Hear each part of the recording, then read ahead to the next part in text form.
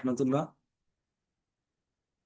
আহ ইবনে Khaldun institute কর্তৃক আয়োজিত আজকের এই ইসলামী অর্থনীতি কোর্সের সম্মানিত শিক্ষার্থী যারা রয়েছেন, তাদের প্রতি আন্তরিক কৃতজ্ঞতা আদায় করে আমি আজকের ক্লাস শুরু করছি। আমি ইতিপূর্বে আপনাদের সাথে জয়েন ছিলাম। আমার পরিচয় আমি আমার প্রেজেন্টেশন স্লাইডে দিব। তবে আজকের ক্লাসের যে টপিকটা সেটা নিয়ে একটু কথা বলবো। দেখেন, আজকের ক্লাসের টপিকটা একটু সচরাচর অন্য অন্য জায়গা থেকে একটু ভিন্ন।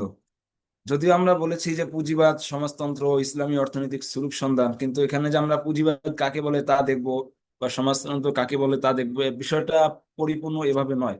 কারণ আমরা এখানে যারা আছি মোটামুটি আমরা ওই ব্যাপারে অনেকটা ধারণা আছে যে পুঁজিবাদ কাকে বলে, সমাজতন্ত্র কাকে বলে। কিন্তু আমরা দেখাবো যে বর্তমান যে ইসলামী অর্থনীতি বলতে আমরা যেটা বুঝি এবং যেটা বাজারে প্রচলিত রয়েছে, সেটাই কি ইসলামী অর্থনীতি, নাকি ইসলামী অর্থনীতি আসলে ভিন্ন জিনিস। এরপরে ইসলামী অর্থনীতিতে মুসলমানদের অবদানটা কেমন, তারা কিভাবে অবদান রেখেছে, এই বিষয়গুলো আমি আজকে ফোকাস করার চেষ্টা করব।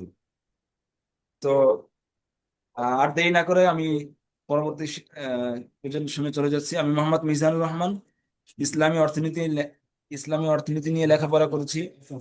দেশের একমাত্র ইসলামী অর্থনৈতিক প্রতিষ্ঠান centre for Islamic economy study. এটা হলো বাংলাদেশ ব্যাংকের সেন্ট্রাল ব্যাংক যেটা রয়েছে তার শরিয়া বোর্ডের যিনি সদস্য, ডক্টর মুফতি ইউসুফ সুলতান এবং মুফতি আব্দুল্লাহ মাসুম হাফিজাহুল্লাহ, ওনাদের প্রতিষ্ঠিত একটি ইসলামী অর্থনৈতিক মার্কাজ। পাশাপাশি ইউকে, কুয়েত, আয়ারল্যান্ড এবং ইউএস থেকে একাধিক ইসলামিক অর্থনীতির উপরে সার্টিফাইড কোর্স সম্পন্ন করার তৌফিক হয়েছে। বিশেষ করে হালাল সার্টিফিকেশনটা কিভাবে বিশ্ববাজার দখল করে রয়েছে। এছাড়া কুয়েতের নাদা আল ইকতিসাদুল ইসলামী আপনারা হয়তো অনেকে জানেন, সেখানে সার্টিফিকেট দেওয়া হয়। সেটা হলো ইন্টারন্যাশনাল অফ ইসলামিক ইকোনমি, অর্থাৎ ইসলামিক ইকোনমির বেসিক যে রুলস গুলো সেগুলো আমরা কিভাবে রাষ্ট্র পর্যায়ে প্রয়োগ করবো তার উপরে লেখাপড়া করার সুযোগ হয়েছে। আর ইকোনমি পলিসির উপরে গ্লোবালি কিভাবে হচ্ছে এবং হওয়া দরকার সেটার উপরে লেখাপড়া টপিক হয়েছে। আর আহ, দাওরা হাদিস সম্পন্ন করেছি দেশের ঐতিহ্যবাহী প্রতিষ্ঠান জামিয়া শারিয়া মালিবাগ থেকে 2024 সালে। আচ্ছা, আমি প্রায়শই একটা কথা বলি যে ইসলামী অর্থনীতি জানাটা কেন প্রয়োজন এবং কেন গুরুত্বপূর্ণ।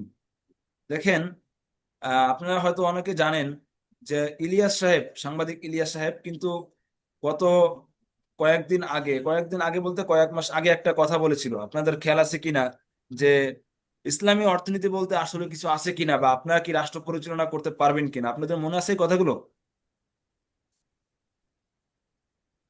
জি, সে চ্যালেঞ্জ করেছিল। জি জি জি, তাহলে দেখেন, না, একটা আছে। মুসলিম কান্ট্রিতে বসবাস করি এবং বলা হয় 90% মানুষ মুসলমান। সেই রকম একটা দেশে একজন মুসলমান সে বলতেছে যে এদেশে ইসলামী অর্থনীতি সম্ভব নয় এবং ইসলামী অর্থনীতি বলতে আসলে কিছু আছে কিনা সেটা চ্যালেঞ্জ জানিয়েছে। আমি মনে করি এই চ্যালেঞ্জ জানানোটা পুরা বাংলাদেশের প্রত্যেক মুসলমানের অপমানের শামিল। কারণ সে ইসলামী অর্থনীতি যেটা মনে করেছেন সেটা হলো ইসলামী ব্যাংক বর্তমান যে ব্যবস্থাপনায় চলছে সেটা সত্য হোক অথবা মিথ্যা, ধোঁকা কিংবা প্রতারণা বা যেটাই হোক না কেন, তিনি এটার মধ্যেই সীমাবদ্ধ থেকে তিনি মনে করেছেন যে ইসলামী অর্থনীতিটা আসলে এমন। ভাইজান নাইম মাহাদি ভাই, ভিডিওটা একটু অফ করবেন তাহলে আমাদের সুবিধা হবে। কিন্তু আমি মনে করি আমাদের প্রত্যেক মুসলমান এখানে যারা রয়েছেন তারা ওখানে অনেকে আলেম বা লেখাপড়া করছেন, আমাদের এই চ্যালেঞ্জ যেন আগামী দিনে কেউ দিতে না পারে, এই চ্যালেঞ্জ যেন আমরা আগামী দিনে ফেস করতে পারি, এই জন্য আমাদের ইসলামী অর্থনীতির বেসিক ধারণাগুলো সকলের জানা দরকার। তো আমি একটা কথা বলি প্রায় সময় যে ইসলামী অর্থনীতি হলো কেয়ামতের 1/4। অর্থাৎ কেয়ামতের মাঠে পার পাওয়ার জন্য ইসলামী অর্থনীতি যারা যদি কারো হল থাকে, কারো জানা থাকে, তাহলে সে 4/1 পার পেয়ে যাবে। কিভাবে? কারণ আমরা একটা ঐতিহাসিক সেই প্রশ্নটা জানি যে কেয়ামতের মাঠে 4টা প্রশ্ন করা হবে, যে জ্ঞান দিয়ে কি করেছিলে, এরপরে শরীর কিভাবে ব্যয় করেছিলে, জীবন কিভাবে কাটিয়েছিলে, এরপরে সর্বশেষ প্রশ্ন সম্পদ ও অর্থ কিভাবে ব্যয় করেছিল, অর্জন এবং ব্যয়। দেখেন, খুব গুরুত্বপূর্ণ একটা প্রশ্ন। ইসলামী অর্থনীতি তো এই কথাই শিখিয়েছে যে সম্পদ আমরা অর্জন করব বৈধভাবে এবং যেটা ব্যয় করব সেটাও আমরা ব্যয় করব বৈধভাবে। কারণ একজন মুসলমান বিশ্বাস করে তার সম্পদের প্রতিটি ব্যয় এবং অর্জিত দুইটা জায়গায় প্রতিটি হরফান হরফান আল্লাহ তাআলার কাছে জবাব দিতে হবে। তো এই জায়গাটা যদি কেউ বেসিক জায়গাটা হল করতে পারে তাহলে তিনি কিয়ামতের 1/4 জায়গা পার পেয়ে যাবেন। এখন আসেন আমরা গুরুত্বপূর্ণ আলোচনা শুরু করি যে ইসলামী অর্থনীতি বলতে আমরা যেটা বুঝি, আসলে ইসলামী অর্থনীতি বলতে কিছু আছে কিনা, আর বর্তমান যে আমরা যে অর্থনীতি প্রয়োগ করছি সেটা কি অর্থনীতি, আত্মরক্ষামূলক নাকি প্রতিরক্ষামূলক। আশা করি শব্দটা বুঝতে পেরেছেন। কেউ যদি বুঝতে না পারেন তাহলে আমাকে একটু জানাবেন যে এই শব্দটা বুঝতে পেরেছেন কিনা, আত্মরক্ষামূলক এবং প্রতিরক্ষামূলক ইসলামী অর্থনীতি। দেখেন, আল্লাহ রসুল সাল্লাহ আলাইসাল্লাম মক্কি জীবনকে বলা হয় হলো আত্মরক্ষামূলক, এবং মাদানী জীবনকে বলা হয় হলো প্রতিরক্ষামূলক, যেটাকে আমরা আরবিতে বলি ইকদামি এবং দিফাই। বর্তমান ইসলামী অর্থনীতি আমি সামনের স্লাইডে দেখাবো যে বর্তমান আমরা যে ইসলামী অর্থনীতি যেটা বুঝি, এবং সাংবাদিক ইলিয়াস যেটা বুঝেছেন সেটা হলো শুধুমাত্র ইসলামী ব্যাংকিং, তাকাফুল, ইন্স্যুরেন্স, ইন্স্যুরেন্সের অল্টারনেটিভ যেটা, এরপরে হালাল সার্টিফিকেশন যেটা মধ্যপ্রাচ্যে বা ইউরোপের কিছু কান্ট্রিতে যেটা প্রয়োগ হয়। ঠিক এই 4-5টা প্রোডাক্টের ভিতরে উনি ইসলামী অর্থনীতিটা বুঝেছেন। এবং এই 4-5টা জিনিসই দেখেন প্রভাবলি বাংলাদেশের পুঁজিবাদ সেক্টরে যারা দায়িত্বরত দখল তাদের হাতেই এটা পরিচালিত হচ্ছে। ফলত ইসলামী ব্যাংকিং যেটা আছে সেটা কিন্তু কার্যত ইসলামী ব্যাংকিং নয়। কারণ আমরা আগামী 2টা ক্লাসে দেখাবো যে ইসলামী ব্যাংকিং এর যে প্রত্যেকটা প্রোডাক্ট সেটা ইসলামী ব্যাংকিং এর প্রতিষ্ঠাকালে বলা হয়েছে যে বর্তমান ইসলামী ব্যাংকিং এর যে সকল প্রোডাক্ট আমরা আপনাদেরকে বৈধতা দিচ্ছি সেগুলো শুধুমাত্র একটা এস্টাবলিশড সময় পর্যন্ত, এরপরে আপনারা এই প্রোডাক্টগুলো ব্যবহার করতে পারবেন না। বরং ইসলামের শরিয়ার মূল যে থিম যেটা রয়েছে, মূল উদ্দেশ্য যেটা রয়েছে মুশারাকা, মুদারাবার বিজনেস, সেখানে ফ্রি যেতে হবে। কিন্তু দুঃখ এবং আফসোসের কথা হলো 40-50 বছর পরেও ইসলামী ব্যাংকগুলো তাদের সেই মূল ধারার যে ইসলামী অর্থনীতি সেটাতে এখনো ফিরে আসে নাই। আমরা আগামীতে তাদের কি পরিমাণ প্রোডাক্ট, কি পরিমাণ কত পার্সেন্ট দখল করে আছে সেটা আমরা রেফারেন্স সহ দেখাবো। এখন ইসলামী অর্থনীতি বলতে আসলে কিছু আছে কিনা আপনারা স্লাইডে দেখতে পাচ্ছেন। পাকিস্তানের বিখ্যাত অর্থনীতিবিদ ডক্টর আসাদ জামান এবং তুরস্কের কিছু গবেষণাবিদ তারা জানিয়েছেন যে ইসলামী অর্থনীতি বলতে কি। ওনারা বলতে চাচ্ছেন যে যেমন আমরা বর্তমানে ইসলামী রাজনীতি করি, এই যে ইসলামী রাজনীতি এটা কার, এটা কার? ইসলামী রাজনীতি বলতে আসলে কোনো শব্দই নেই। ভাইজান আপনারা শুনতে পাচ্ছেন ভালো করে?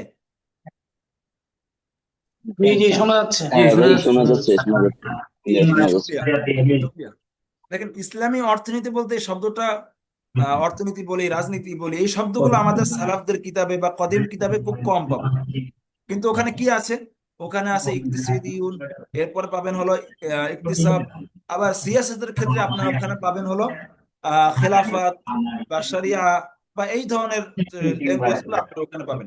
কিন্তু ইসলামী সিয়াসা এই শব্দগুলো প্রবাবলি আমাদের পশ্চিমা বিশ্বের আমাদের খেলাফত পতন হওয়ার পরে এই শব্দগুলো উৎপত্তি হয়েছে।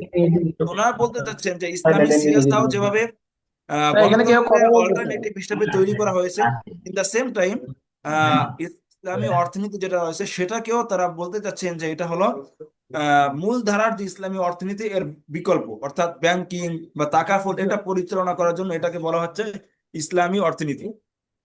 এই কথাটা জানিয়েছেন ডক্টর আসাদ জামান। এবং ডক্টর আসাদ জামান পাকিস্তানের বিখ্যাত অর্থনীতিবিদ এবং বর্তমান বিশ্বের যারা নাম করা বাঘা বাঘা অর্থনীতিবিদ তাদের ভিতরে উনি একজন। ওনার একটা বইও রয়েছে, ইন্ট্রোডাকশন অফ ইসলামিক ইকোনমি, ওখানে আপনারা এই আলোচনাগুলো পেয়ে যাবেন। আচ্ছা, এরপরে বর্তমানে যে অর্থনীতি আমরা প্রয়োগ করছি বা যেটা দেখছি সেটাকে বলা হলো আত্মরক্ষামূলক। কারণ আমরা দেখিয়েছি যে বর্তমান ইসলামী ব্যাংকিং যেটা ব্যবহৃত হচ্ছে সেটা মূলত প্রতিরক্ষামূলক অর্থব্যবস্থা না। প্রতিরক্ষামূলক অর্থব্যবস্থা কি? যেমন মুশারাকা, মুদারাবা, কর্জে হাসান, জাকাত, ওয়াকফ, সাদাকা, ক্যাশ ওয়াকফ, এই জিনিসগুলো হলো ইসলামী অর্থনীতির মূল থিম। কিন্তু ইসলামী ব্যাংকগুলোতে এই যে প্রোডাক্টগুলো আমি বললাম, এই প্রোডাক্টগুলোর মাত্রা মানে শতাংশের থেকেও কম, মানে 1%ও উত্তীর্ণ হয় না। আমরা আগামী ক্লাসে এটা আহ, জরিপটা দেখাবো। এজন্য আমরা বর্তমান যে অর্থ ব্যবস্থা সেটাকে বলছি হলো আত্মরক্ষামূলক অর্থ ব্যবস্থা। এটা কোনোদিন একজন মুসলিম কান্ট্রি অথবা একজন মুসলমানের জন্য এই অর্থনৈতিক যে ব্যবস্থা বর্তমান রয়েছে সেটা কোনোদিন আদর্শিক এবং প্রতিরক্ষামূলক অর্থ ব্যবস্থা নয়। আচ্ছা, এরপরে দেখেন মুসলিম অর্থনীতিবিদদের অবদান অস্বীকার, এটা খুব গুরুত্বপূর্ণ আলোচনা। আমরা জানি যে পশ্চিমা যারা সেকুলার রয়েছে অথবা বাংলাদেশে যারা সেকুলার রয়েছে তারা একটা কথা খুব সুন্দর করে ফলো করে, যে মধ্যযুগ আর সোনালী যুগ বা বর্বর যুগ যেটাকে বলে, এই বর্বর যুগকে তারা মুসলমানদের যে সকল অবদান ঐতিহ্য রয়েছে এই সময়টাকে তারা ফেলেছে। অর্থাৎ তারা বলতে চান যে মধ্যযুগে পৃথিবীর কোথাও কোনো অবদান হয় নাই, কোনো উন্নতি হয় নাই। দেখেন অঙ্কের হিসাবে এই মধ্যযুগটা হলো মুসলমানদের পরিপূর্ণ সোনালী যুগ, কারণ মুসলমানদের সোনালী যুগ ছিল হলো সপ্তম শতাব্দী থেকে 1400, অর্থাৎ ওসমানী খেলাফতের অবধি।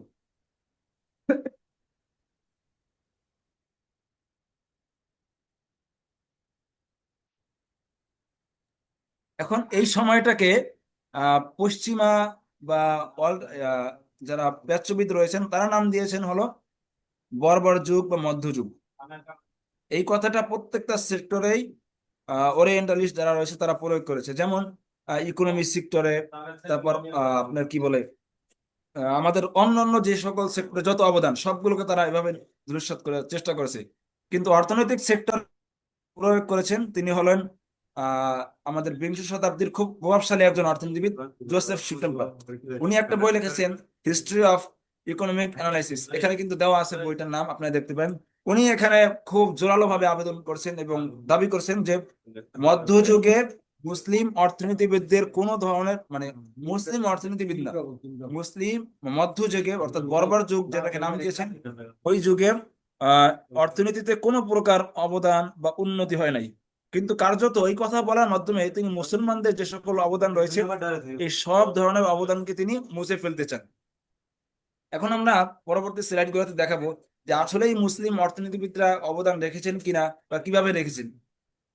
অত্যন্ত দুঃখের কথা এবং আফসোসের কথা হলো আমাদের মুসলিম অর্থনীতিবিদরা এই মধ্যযুগ বলে খ্যাত, তারা যেটাকে মধ্যযুগ বলে এবং আমরা যেটাকে বলি সোনালী যুগ, ওই যুগের যে সকল কার্যকলাপ ছিল সেই কার্যকলাপগুলোকেই আহ ব্রিটিশরা বলেন বা ইউরোপের কান্ট্রি গুলো বলেন বা ইউরোপের পশ্চিমা অর্থনীতিবিদরা তারা প্রয়োগ করে, তারা নিজেদেরকে এস্টাবলিশ করে, তারা আমাদেরকে এখন বলছে মধ্যযুগের বর্বর মুসলিমরা।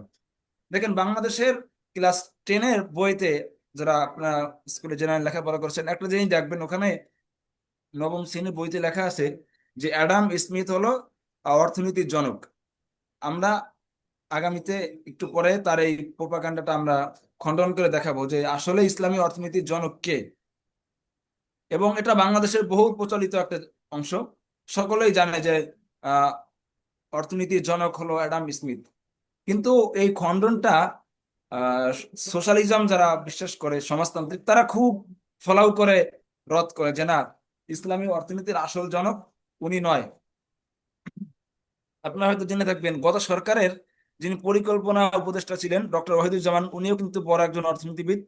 ওনার একটা লেখা আছে, উনি খুব জোরালো ভাবে এটা বলেছেন যে আসলে অর্থনীতির জনক অ্যাডাম স্মিথ নয়, কারণ উনি অন্যের তত্ত্ব চুরি করে অর্থনীতিবিদ বনে গিয়েছেন। এবং বাস্তব জীবনে উনি অর্থনীতি নিয়ে লেখাপড়াই করেন নাই, উনি পড়েছেন সমাজ বিজ্ঞান নিয়ে লেখাপড়া। উনি দেখিয়েছেন যে ইবনে খালদুন মুসলিম অর্থনীতিবিদ কিভাবে আহ মানে মুসলিম অর্থনীতিবিদদের জনক। এবং আমাদের সমাজে আরো একটা সমস্যা হলো ইবনে খালদুনের নাম আসলে আমরা সবাই মনে করি হলো তিনি সমাজতন্ত্রের জনক, কিন্তু তার সবচেয়ে বড় পরিচয় যেটা সেটাকে খুব জোরালো ভাবে ফলো করা হয় না। এবার আমরা দেখি যে ইবনে খালদুনের অবদানটা কি। দেখেন ইউরোপীয় যে শিল্প বিপ্লব যেটা আছে, আপনারা শিল্প বিপ্লব নিয়ে ধারণা আছে কারো? একটু আমাকে জানাবেন শিল্প বিপ্লবটা আসলে কি ছিল এবং সেটা কোন সময় হয়েছিল, একটু যদি আমাকে বলতেন।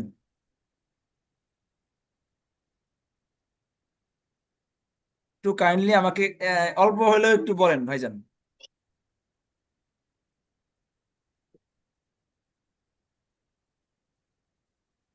আচ্ছা, আমি ধরে নিচ্ছি আপনারা আহ মোটামুটি জানেন, এই মুহূর্তে বলছেন। আচ্ছা, ইউরোপীয় যে শিল্প বিপ্লবটা ছিল সেটা হলো যে তারা কায়িক শ্রমের যে কাজগুলো ছিল সেগুলোকে বর্জন করে তারা বিপুল পরিমাণে পণ্য, ইন্ডাস্ট্রি, কলকারখানা, রেল, সবগুলো দিয়ে তারা হঠাৎ করে বিপুল পরিমাণে একটা শিল্প বিপ্লব, মানে বিপ্লব সৃষ্টি করে। তো শিল্প বিপ্লবের যে মূল থিওরি, যে থিমটা ছিল, এই থিমটাই আবিষ্কার করেছেন ইবনে খালদুন রাহিমাহুল্লাহ তাআলা। ওনার থিমটাই চুরি করে অ্যাডাম স্মিথ ইউরোপের সবচেয়ে বড় অর্থনীতিবিদ হয়েছেন। উনি বলেছেন, দেখেন আমাদের বর্তমান গার্মেন্টস সেক্টরে যেটা হয় যে একজন মহিলা যিনি বুতাম লাগাচ্ছেন, উনি সারাদিন বুতামই লাগান, পুরো মাস জুড়ে বুতামই লাগান। আবার যিনি সেলাই করছেন তিনি সেলাই করছেন। আবার যিনি কলার লাগাচ্ছেন তিনি শুধু কলারই লাগাচ্ছেন। আবার যিনি শুধু ভাঁজ করছেন শুধু উনি এটাই করছেন। এখন ইবনে খালদুন বলতে চাচ্ছেন যে যখন প্রোডাক্ট তৈরি করা হবে, তো তখন যদি একজন ব্যক্তি একবার জামা শুরু থেকে উনি ভাঁজ করেন, উনি বুতাম লাগান, উনি সেলাই করেন, কাটিং করেন, তাহলে কিন্তু অনেক সময় লেগে যাবে। ওই কাজটা যদি 5 জন ব্যক্তি করে, যে একজন শুধু কাটিং করবে, একজন সেলাই করবে, একজন বুতাম লাগাবে, তাহলে কিন্তু অল্প সময় অনেক বেশি কাজ করা যাচ্ছে। তো ইবনে খালদুন এই কথাটা কোথায় বলেছেন? উনি বলেছেন মুকদ্দমা ইবনে খালদুন, আমরা যে কিতাবটা চিনি ওই কিতাবের ভিতরে উনি বলেছেন। তো ওনার এই কথা অ্যাডাম স্মিথ 400-500 বছর পর দ্য ওয়েলথ অফ নেশনস এর বইতে উল্লেখ করে উনি হয়ে গেলেন হলো অর্থনীতির জনক, দ্য ফাদার অফ ইকোনমি। কিন্তু ইবনে খালদুন রাহিমাহুল্লাহ তাআলার এই কথাকে উনি বিন্দু পরিমাণ কৃতজ্ঞতাও স্বীকার করেন নাই। কিন্তু আমাদের মানে আশার কথা হলো 100 বছর পরে হলেও খোদ পশ্চিমা একাডেমি থেকেই এই কথার আপত্তি জানানো হচ্ছে যে অ্যাডাম স্মিথ অর্থনীতির জনক নয়, বরং ইবনে খালদুন রহিমাহুল্লাহ তাআলা তিনিই মূলত অর্থনীতির জনক। কারণ ওনার এই তত্ত্বগুলো যখন পশ্চিমা একাডেমিতে বারবার পড়া হচ্ছে যে ইবনে খালদুন তো আরো 500 বছর আগেই মোকদ্দমা ইবনে খালদুন এই কথাগুলো বলেছেন, তাহলে Adam Smith the Wealth of Nations 500 বছর পরে এই কথাগুলো বলে উনি তাহলে কিভাবে ইসলামী অর্থনীতির জনক হয়ে যান? দ্যাট মিন অর্থনীতির জনক হয়ে যান। এবার দ্বিতীয় আরেকটা কথা বলি, ওনার ইবনে খালদুন মুকদ্দমা ইবনে খালদুনের একটা বাব রয়েছে, আল ফাসিল ওয়াল বাউন আন্না তিজারা মিনাস সুলতান মুদররাতুন বির রিবায়া মুফসিদুন লিজিয়ারা। উনি কি বলছেন? উনি বলতে চান, উনি এই কথার মাধ্যমে পুঁজিবাদকেও খণ্ডন করছেন, আবার in the same time socialism যারা রয়েছে তাদেরকেও খণ্ডন করছেন। উনি বলতে চান যদি কোনো রাষ্ট্র ব্যবস্থা কখনো ব্যবসায় জড়িত হয় তাহলে এটা রাষ্ট্রের জন্য, ওই সমাজের জন্য, সোসাইটির জন্য ক্ষতি হবে। কারণ রাষ্ট্র সর্বদা চাবে যে পণ্যটা যত কম দামে এনে বেশি দামে বিক্রি করা যায়। আবার সে চাইলে শ্রমিক বা কায়িক শ্রমিক যারা রয়েছে তাদের উপরে শোষণ করতে পারে। ফলত তখন কি হবে? আবার সে চাইলে পণ্যের দাম কোনো কারণ ছাড়াই বাড়িয়ে দিতে পারে। তখন মানুষ কাজ করার যে স্পৃহাটা হারিয়ে ফেলবে। তখন মানুষ চিন্তা করবে আমাদের তো কাজ করে কোনো লাভ নাই, কারণ রাষ্ট্রই আমাদের থেকে সবকিছু কেড়ে নিয়ে যাচ্ছে, আমাদের খরচ হচ্ছে 10 টাকা কিন্তু আমরা সেটা বলতে পারছি না। আবার তারা চাইলে যে কোনো সময় আহ, মানে দেশের রাজস্ব বাড়িয়ে দিবে, কর বাড়িয়ে দেবে, যেমনটা আমরা বর্তমান বাংলাদেশে দেখতে পাচ্ছি। শুধু এটা বর্তমান বাংলাদেশের সমস্যা না, পুরো ওয়ার্ল্ডের একটা অন্যতম সমস্যা হলো কর এবং ট্যাক্স ব্যবস্থা। আপনারা জানেন যে নিউ ইয়র্ক সিটির যে বর্তমান মেয়র হয়েছেন জোহরান মামদানি, একজন মুসলমান, ওনার এই সিটি নির্বাচনে জয়ী হওয়ার পিছনে অন্যতম একটা আন্দোলন ছিল হলো ভ্যাট ট্যাক্স আন্দোলন, যেটা সম্ভবত যদি আমি ভুল বলে না থাকি 22 কিংবা 23 সালে পুরো আমেরিকা জুড়ে একটা আন্দোলনে উনি খুব প্রথম সারির নেতৃত্বে ছিলেন। ওই জায়গা থেকে উনি খুব জনপ্রিয়তা অর্জন করেছিলেন। এখন বাংলাদেশের মতো জায়গাগুলোতে কি হয় দেখেন, বাংলাদেশে 2 ধরনের ভ্যাট এবং ট্যাক্স প্রচলিত, এটা আমি আলোচনা করতেছি এটার সাথে সম্পর্কিত তাই। একটা হলো প্রত্যক্ষ, একটা হলো পরোক্ষ। যেটা আমাদের মতো গরিব যেটা দেয়, আর একটা হলো সালমান এফ রহমানের মতো যারা দরবেশ তারা দেয়। ওনাদের ট্যাক্স, আমাদের সরকারের যে রাজস্ব রয়েছে এই রাজস্ব 85% দেই হলো আমাদের মতো যারা গরিব, অর্থাৎ একজন গরিব, এতিম, মিসকিন, ফকির। আর মাত্র 13% ভ্যাট ট্যাক্স দেয় হলো সালমান এফ রহমান বা অন্য যারা যারা শিল্পপতি রয়েছে। দেখেন কি হচ্ছে, আমাদের দেওয়ার কথা ছিল হলো মাত্র 13%, তাদের দেওয়ার কথা ছিল 85%। কিন্তু আমাদের রাষ্ট্র ব্যবস্থার কাঠামো, আমলাতান্ত্রিক জটিলতা এত বেশি, তারা ট্যাক্স তো দেয় না, ফাঁকি, দুর্নীতি, সব রকমের ছলচাতুরি অংশগ্রহণ করে যত ধরনের ব্যাড ট্যাক্স সব গরিবদের উপরে চাপিয়ে দেয়। আপনি জানেন না, ফোনে আমরা যদি 100 টাকা ঢুকাই তাহলে অটোমেটিক ওখান থেকে 35 থেকে 25 টাকা কেটে নেওয়া হয়। আমি যদি গত বছর বাজেটের সময় আমি কথা জানি, এরপরে কোনো পরিবর্তন যদি না হয়ে থাকে, তাহলে দেখেন 100 টাকায় যদি আপনি 30 টাকা না থাকে, একটা রাষ্ট্রকে আপনি কি পরিমাণ ভ্যাট ট্যাক্স দিচ্ছেন। তো ইবনে খালদুন রাহিমাহুল্লাহ তাআলা বলতে চাচ্ছেন যে রাষ্ট্র যদি কখনো কোনো ধরনের ব্যবসায় জড়িত হয় তাহলে তা কোনো একটা রাষ্ট্র ব্যবস্থা এই ধরনের সমস্যা হবে, বিপুল পরিমাণে ভ্যাট ট্যাক্স কি করা হবে, আমাদের উপর আরোপ করা হবে। এই জন্য রাষ্ট্রের উপরে কখনো ব্যবসায় জড়িত হওয়া উচিত নয়। তো তো এই কথা বলার মাধ্যমে উনি সোশ্যালিজম ওনাদেরকে খণ্ডন করতেছেন, কারণ সোশ্যালিজম ওনারা কি বলে, ওনারা বলে যে কোনো ব্যক্তি কোনো ধরনের ব্যবসা করবে না, রাষ্ট্রই সব ধরনের ব্যবসা করবে। আবার এই কথা বলার মাধ্যমে এই পুঁজিবাদকেও খণ্ডন করতেছেন ইবনে খালদুন। উনি বলতেছেন যে ওনার এই তত্ত্ব যেটা আছে, ওনার এই তত্ত্বর মূল ধারাটা হলো লেস ফেয়ার। আপনারা হয়তো শব্দটা শুনবেন, এই লেস ফেয়ার তত্ত্বটাই মূলত হলো অ্যাডাম স্মিথের তত্ত্ব। উনি বলছেন যে লেস ফেয়ার অর্থাৎ বাজার ব্যবস্থা উন্মুক্ত থাকবে, এখানে কেউ কারোর উপর চাপ দেবে না। এখন ইবনে খালদুন বলতে যাচ্ছেন লেস ফেয়ার থাকবে কিন্তু এটা আহ নৈতিক কাঠামো। আর ইবনে খালদুনের নৈতিক কাঠামো দ্যাট মিন ইসলাম, নৈতিক কাঠামো দ্বারা সেটা আবদ্ধ থাকবে। যদি না থাকে তাহলে কি হবে, যে পর্নোগ্রাফি বিজনেস করে, যে মানুষের বিভিন্ন ধরনের আমাদের সমাজে অবৈধ ব্যবসা আছে, সে সেই ধরনের ব্যবসার মাধ্যমে সমাজে বিপুল পরিমাণে টাকা ইনকাম করবে। কিন্তু ইসলাম তো এগুলো সমর্থন করে না। এই জন্য বলছেন যে লেসফেয়ার থাকবে কিন্তু এটা নৈতিক একটা কাঠামোর মধ্যে সীমাবদ্ধ থাকবে। ইবনে খালদুনের আরো অনেক অবদান রয়েছে, আপনার ওনার ইবনে খালদুন মুকদ্দমা ইবনে খালদুন পড়ার মাধ্যমে জানতে পারবেন। ভাইজান, এখানে কারো কোনো প্রশ্ন আছে কিনা একটু জানাবেন। কারো কোনো প্রশ্ন আছে আপনাদের? মুকাদ্দমাতু ইবনে খালদুন এটি কি কোনো এক এক বিষয়ে নাকি কয়েকটি বিষয় আছে এর না মধ্যে না একটু ভাই, যে জানতে চাই। এটা মূল কিতাবটা এক বিষয় না, অনেকগুলো বিষয়ে ওখানে সামিল করা হয়েছে। আপনার এই ওটা যে একটু জি জি একটু আগে যে বলা হলো বাংলাদেশে দুই ধরনের রাজস্ব চলে, একটা হলো পরোক্ষ আর একটা হলো প্রত্যক্ষ। জি। পরোক্ষ কোনটা আর প্রত্যক্ষ কোনটা? ওই যে পরোক্ষ হলো, আমি যে লবণ কিনলাম, একজন ভিক্ষুক সারাদিন ভিক্ষা করার পর যে লবণ কিনে, লবণে গিয়ে দেখবেন 3 টাকা ট্যাক্স আছে। আবার আপনি হ্যাঁ, স্বপ্নে যাবেন, আগে এখন সরকার এটা উঠিয়ে দিয়েছে, স্বপ্নে কিন্তু বাজার করার পর ট্যাক্স থাকে 10 টাকা 5 টাকা। হ্যাঁ, আবার হোটেলগুলোতে যে আমরা খাই, খাবার পরে যে বিল বেশি আসে, এটা হলো মানে গুপ্ত, যেটা আমরা বুঝতে পারি না। আর যেটা সালমানে ফরমান দেয়, বলে না যে এবছর সর্বোচ্চ ট্যাক্স দাঁড়ি হলো সাকিব আল হাসান, তারপর হলো আকিস বিড়ির মালিক, বা হ্যাঁ। কোম্পানি গুলো যে ট্যাক্স দেয়, এটা হলো আপনার ওই যেটা দেখা যায় বাংলাদেশের রাজস্ব এই আচ্ছা, দুই ভাবে চলে। শুক্রিয়া। আচ্ছা, শুক্রিয়া ভাই। আসলে আলোচনাগুলো আমি আজকে ভাবছি 40 মিনিট শেষ করব, মাত্র শীট শেষ হয়েছে 3টা 7টা, জানি না কতটুকু করতে পারবো। আচ্ছা, মাত্র একজন আমরা কিন্তু আলোচনা করছিলাম হলো যে যারা বলেছে যে মধ্যযুগে মুসলিম অর্থনীতিবিদ অর্থাৎ অর্থনীতির কোনো কর্মকাণ্ড পৃথিবীতে হয় নাই, অথচ আমরা দেখলাম যে মধ্যযুগেই যেগুলো হয়েছে আধুনিক যুগে, সেগুলোই অর্থনীতির একবারে মূল থিওরি থিম হিসাবে পরিচালিত হচ্ছে। এবার আসেন নাসিরুদ্দিন তুসি, উনিও মধ্যযুগের মানুষ। ওনার একটা বিখ্যাত কিতাব আছে, দেখতে পাবেন, অর্থাৎ রিসালায়ে মালিকিয়াত, রাষ্ট্রীয় কোষাগার। চিন্তা করেন যে মধ্যযুগে রাষ্ট্রীয় কোষাগারগুলো কিভাবে পরিচালিত হবে। আমরা অনেক মুসলমানও জানি না, আমরা মনে করি যে বাইতুল মাল, আর এটাই মনে হয় মুসলিম রাষ্ট্রীয় ব্যবস্থা বা এটা। কিন্তু আমাদের মুসলিম অর্থনীতির যে আহ, বিষয়টা এত ডিপলি আমাদের, এই যে দেখেন রাষ্ট্রীয় কোষাগারটা কেমন হবে, এটার উপরে আলাদা কিতাব লিখেছেন সেই 1200 শতাব্দীতে। সেটা আমরা বিস্তারিত আলোচনা যাব না, আমরা শুধু এসকালের খণ্ডন করতে করতে আমাদের ক্লাস শেষ হয়ে যাবে। দেখেন, আহ পশ্চিমা অর্থনীতিবিদ যারা রয়েছেন, তারা যেহেতু আমাদের থিওরি চুরি করেছেন, এই জন্য তারা আরো একটা আপত্তি করেন যে ইসলামী অর্থনীতি এবং ইসলামী আইন যেটা আছে, এই দুইটা কি রোমান এবং গ্রিক আইন দ্বারা প্রভাবিত কিনা।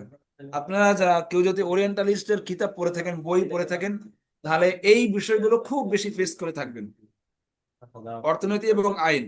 দেখেন ম্যাক্সওয়েল নামক এক ভদ্রলোক, উনি বলতেছেন যে ইসলামী অর্থনীতির যে থিওরি গুলো আছে, থিওরি, এগুলো তো মূলত রোমান এবং গ্রিক আইন দ্বারা নেওয়া এবং সেটা দ্বারা প্রভাবিত।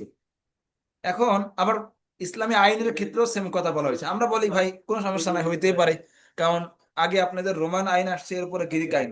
কিন্তু ইসলামী অর্থনীতি এবং ইসলামী আইনের একটা আলাদা জায়গা রয়েছে। তারা মূল থিওরি হলো আল্লাহ তাআলার কোরআন, রাসূল করিম সাল্লাল্লাহু আলাইহি ওয়াসাল্লামের সুন্নাহ।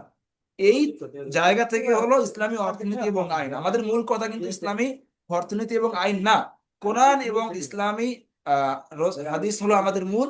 সেখান থেকেই নেওয়া হলো আমাদের ইসলামী আইন বলি আমরা যেটাকে, বা অর্থনীতি। এখন আমরা তো যদি আপনাদের থেকে নিতাম, তাহলে তো আমাদের কোরআনের সাথে কোনো সম্পর্ক হওয়ার কথা ছিল না। আমাদের সম্পর্ক হওয়া ছিল কোথায়, গ্রিক আইন বা রোমান আইন যেটা ছিল। কিন্তু আমাদের সম্পর্ক কোথায়, কোরআনের সাথে। ফলত তাদের এই কথাগুলো অনেকটা অবান্তর, তারা যেটা আর কি ব্যর্থ হয়ে যেটা বলতে চায়। আচ্ছা, পরবর্তী স্লাইডে যাচ্ছি। আপনারা কি স্লাইড দেখতে পাচ্ছেন কিনা? হ্যাঁ, দেখা যাচ্ছে জি ভাই, দেখা দেখা যাচ্ছে, যাচ্ছে। চট দেখা যাচ্ছে। আচ্ছা আচ্ছা হ্যাঁ, দেখতে পাচ্ছি। আচ্ছা আচ্ছা আমি শুরুতে, ক্লাসের শুরুতে একটা কথা বলছিলাম যে ইসলামী অর্থনীতি কি শুধু ব্যাংকিং এর মধ্যে সীমাবদ্ধ কিনা। না, ইসলামী অর্থনীতি শুধু ব্যাংকিং এর মধ্যে সীমাবদ্ধ না। ইসলামী টোটাল অর্থনীতি বর্তমান বিশ্বে যেটা আছে, এটার ব্যাংকিং সেক্টরের অংশ মাত্র 24 থেকে 30%। আর বাকি সব হলো অন্যান্য জায়গায়, যেমন হালাল মার্কেট। হালাল মার্কেটের এই কথাটা যদিও বাংলাদেশের মতো জায়গাগুলোতে খুব বেশি একটা দরকার হয় না, কিন্তু মধ্যপ্রাচ্যে বা ইউরোপে বা পশ্চিমা দেশগুলোতে ব্যাপকভাবে প্রচলিত। আপনারা যদি কেউ বিদেশে যেয়ে থাকেন, আপনারা হয়তো এটা দেখবেন, কারণ সেখানে আহ মূলত হারাম, কিন্তু ভালো কিছু খুঁজতে হলে সেখানে হালাল আমাদের দরকার হয়। এখন হালাল মার্কেটের ভিতরে যে কত কিছু রয়েছে, হালাল খাবার, হালাল ফুড, হালাল মার্কেট, হালাল যে কি বলে আমাদের লোশন যেগুলো মহিলারা ব্যবহার করে, প্রত্যেকটা জায়গায় হালাল, হালাল ট্যুরিজম, হালাল কি বলে ট্রাভেলস, প্রত্যেকটা জায়গায় হালাল হালাল মার্কেট রয়েছে। এরপর তাকাফুল, এরপর ট্রেড, বিজনেস, জাকাত, চ্যারিটি, ওয়াকফ, ক্যাশ ওয়াকফ, মানে ইসলামী অর্থনীতির এই সবগুলো হলো প্রোডাক্ট। এখন কেউ যদি বলে যে ইসলামী অর্থনীতি হলো শুধু ব্যাংকিং, তাহলে সে মাত্র ইসলামী অর্থনীতির 24 থেকে 25% কে বুঝছে, বাকি যে 70% সে সেটা বুঝতে পারে না। আচ্ছা, এখন আসেন যে পুঁজিবাদ। আমরা অর্থনীতির, ইসলামী অর্থনীতির আলোচনা সামনে করব। এখন আসেন পুঁজিবাদটা কখন তৈরি হয়। পুঁজিবাদটা তৈরি হয়েছে মূলত ওই যে আমরা যেটা বললাম যে ইউরোপের যে শিল্প বিপ্লব তখন থেকেই মূলত তৈরি হয়। যে ইউরোপের শিল্প বিপ্লবটা হওয়ার পরে ব্যাপকভাবে বিদ্যুৎ, জ্বালানি এইসবের চাহিদা বাড়তে থাকে, মানুষজন শহরগুলোতে ভিড় করতে থাকে এবং কাজের ব্যাপক ধরনের অগ্রগতি হয়। তখন থেকেই মানুষ মূলত একটা মুনাফা কেন্দ্রিক চিন্তাধারা, অর্থাৎ পুঁজিলোভী চিন্তা, ওই থেকে মূলত পুঁজিবাদের উদ্যোগটা শুরু হয়ে গেছে। আচ্ছা, পুঁজিবাদের মূল থিওরিটা কি? পুঁজিবাদের মূল থিওরিটা হলো যে ব্যবসা বাণিজ্য করো এবং যে যত বেশি করতে পারো কোনো সমস্যা নাই। এখানে কারো কারো কোনো বাধা দেওয়ার কোনো কিছু নাই, এবং সে যেভাবেই ব্যবসা বাণিজ্য করতে পারবে সেখানে কোনো প্রকার বাধা নাই। দেখেন, পর্নোগ্রাফি বা মানব পাচার বা যে যেভাবেই ব্যবসা করতে পারে সেখানে কোনো সমস্যা নাই। আহ আমরা এই মূল মূলনীতিগুলো খুব অল্পতেই বলছি, কারণ এগুলো নিয়ে আপনাদের হয়তো অনেকে লেখাপড়া আছে। আচ্ছা, পুঁজিবাদের উসুলগুলো কি? এক নম্বর হলো ধর্মহীনতা। ধর্মহীনতা যদি না হয় তাহলে সেটা পুঁজিবাদী হতে পারবে না, কারণ ধর্মহীনতাই মানে পুঁজিবাদের প্রথম থিওরি, মূলনীতি হলো ধর্মহীনতা। ধর্মকে আলাদা রাখো, আর ব্যক্তি জীবনের ভিতরে যেটা অর্থনৈতিক জীবন সেটাকে এক পাশে রাখো। এরপর অবাধ মালিকানা, আমরা যেটাকে একটু আগে বলেছি যে লেস ফেয়ার, এটার মাধ্যমে এই অবাধ ব্যক্তি মালিকানাকে আরো বেশি আহ ব্যাপক এবং বিস্তৃত করা হয়েছে। কিন্তু ইসলাম এই জায়গাটা একটু সীমিত করে দিয়েছে, অর্থাৎ লেস ফেয়ারটা থাকবে, বাজারে সবকিছু অবাধ মালিকানা থাকবে, কিন্তু এই পণ্যগুলো থাকবে হলো আল্লাহ। যে আমাদের সমাজে যেসব মাল সম্পদ রয়েছে সবগুলো আল্লাহ তাআলার, সুতরাং চাইলেই অন্য কোনো জায়গায় ব্যয় করা যাবে না এবং খেয়ানত করা যাবে না। এরপরে রাষ্ট্রের হস্তক্ষেপ মুক্ত থাকবে, এটা পুঁজিবাদের কথা। অবাধ চাহিদা, এই যে আমরা একটা বলি না, অর্থনীতির একটা থিওরি আছে, দেখবেন সবাই বলে অবাধ মালিকানা। তো অবাধ মালিকানা এটা একটা অর্থনীতির একটা মানে ইসলামী অর্থনীতি না, সাধারণ জেনারেল অর্থনীতির একটা বড় থিওরি। কিন্তু ইসলাম অবাধ মালিকানাকে বা অবাধ চাহিদাকে স্বীকার করে না, কারণ প্রত্যেক ব্যক্তির চাহিদার একটা যোগান বা একটা সিস্টেম ইসলাম বেঁধে দিয়েছে। বুঝছেন? এরপরে স্লাইড গুলোতে আমরা চলে যাব। পুঁজিবাদ কিভাবে আমাদেরকে ধোকা দেয়। বর্তমান যে জিডিপি আছে আমাদের সারা ওয়ার্ল্ডে, বর্তমান এই জিডিপি দিয়েই দেশকে মাপা হয় যে কোন দেশ কতটা ডেভেলপ করেছে, কোন দেশ কতটা উন্নত রয়েছে। গত 17 বছর আমাদের উন্নয়নের একমাত্র মাধ্যম ছিল হলো জিডিপি, কিন্তু বাস্তবিক অর্থে যখন 17 বছর শেষ হলো, নতুন সরকার আসলো, আমরা দেখতে পেলাম যে জিডিপি নামে আমাদেরকে যে কথা বলা হতো, বাস্তবেই এর ভিতরে ছিল একটা বাবল। এই বাবলটা যখন ফাঁস হয়ে গিয়েছে তখনই তৈরি হয়েছে একটা অর্থনৈতিক ক্রাইসিস। জানি না বর্তমান বাংলাদেশের অবস্থা কতটা শোচনীয়। আপনারা দেখছেন যে আমরা যে ডেভেলপ কান্ট্রিতে উন্নীত হব 2026 সালে, এবছর শেষ বছর ছিল, সরকার আগে ভাগে হার মেনে জাতিসংঘের কাছে বলেছে যে আমরা এখনো অর্থনৈতিকভাবে ততটা সমৃদ্ধশালী হতে পারি নাই, আমাদেরকে আরো 2 বছর সময় দেওয়া হোক। এটা আমাদের দেশের জন্য একদিকে ভালো, আর একদিক থেকে খারাপ। ভালো এইদিকে যে এটার অনেক সুবিধা আছে, যে ইউরোপের কান্ট্রি গুলোতে আমরা পণ্যগুলো রপ্তানি করতে পারবো শুল্ক মুক্ত ভাবে। কিন্তু যখন 2 বছর সময় শেষ হয়ে যাবে, তখন আমরা শুল্ক মুক্ত পাবো না। তখন বাংলাদেশের বাজারটা দখল করবে ভিয়েতনাম বা অন্যান্য গরিব দেশ, যেসব দেশ রয়েছে। এই জন্য যদি আমাদেরকে এই জায়গা থেকে উঠতে হয়, তো সরকারকে এখন থেকেই আমাদের রপ্তানির বর্তমান বাংলাদেশের মাধ্যম খুবই কম, শুধুমাত্র শিল্প। এই জন্য আমাদেরকে রপ্তানির মাধ্যম বাড়াতে হবে। তো কমপক্ষে 4-5টা মাধ্যম যদি না বাড়াতে পারি আগামী 2-3 বছরের ভিতরে, তাহলে বাংলাদেশ একটা সময়ের ভিতরে ব্যাপকভাবে করাপশন করবে এবং এটা ফল করবে। যেমনটা আমরা ভেনেজুয়েলার ভিতরে দেখতে পাচ্ছি। ভেনেজুয়েলা ব্যাপক ধনী একটা রাষ্ট্র, কিন্তু তাদের সমস্যা হলো তারা তাদের দেশকে রপ্তানি করতে গিয়ে শুধুমাত্র একটা প্রোডাক্ট, জ্বালানি জ্বালানি জ্বালানি, এর ভিতরে তারা সীমাবদ্ধ থেকেছে। এখন বাংলাদেশ যদি এই জায়গাটায় সীমাবদ্ধ থাকে, তাহলে একটা সময় ওই দেশগুলোর মধ্যে তাদেরকে বিপদে পড়তে পারে। আচ্ছা, এরপরে পুঁজিবাদের এই সমস্যাগুলোর ভিতরে মহামন্দা তৈরি হয় কিভাবে আমরা জানি। 2008 সালে ব্যাপক মহামন্দা হয়। আমরা সেগুলো নিয়ে বিস্তারিত আলোচনা আপনার পড়বেন। তো আমি আমি ওই আলোচনায় কিছু বাকি ছিল, জিডিপির আলোচনা কিছু বাকি ছিল।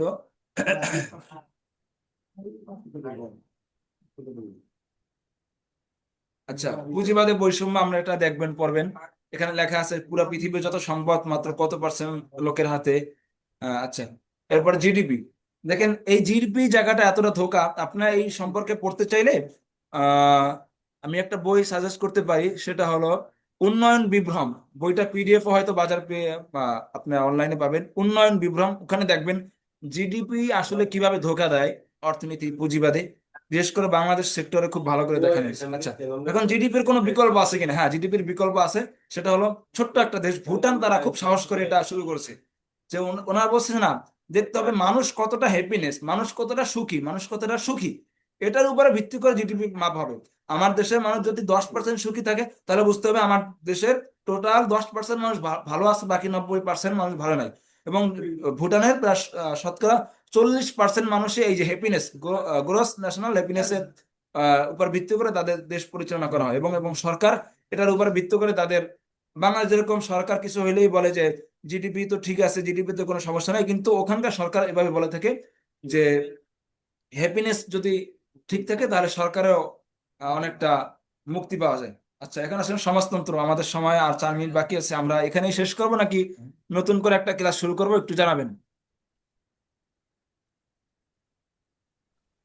নতুন করে ক্লাস শুরু করেন, স্লাইড তো মনে হয় বাকি আছে ভাই।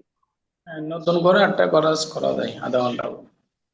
আচ্ছা আচ্ছা, তাহলে আমার হয়তো একটু দেরি হবে, আমার এখানে একটু মানে ওই ঝুমে একটু 10 মিনিট বা 5 মিনিট দেরি হইতে পারে। হ্যাঁ, একটু সবাই লাইনে থাকবেন। জি ভাই, আর সবাইকে একটু মিউট রাখার অনুরোধ করেন ভাই। আচ্ছা এই আচ্ছা যে আচ্ছা, ঠিক আছে। শিব্বির আহমেদ ভাই আনমিউট ছিল। আচ্ছা আচ্ছা, ঠিক আছে, তাহলে সকলে এখন এটা আমি অফ করে দিচ্ছি। 10 মিনিট পর আমি আবার লিঙ্ক দিচ্ছি ইনশাআল্লাহ। আসসালামু আলাইকুম।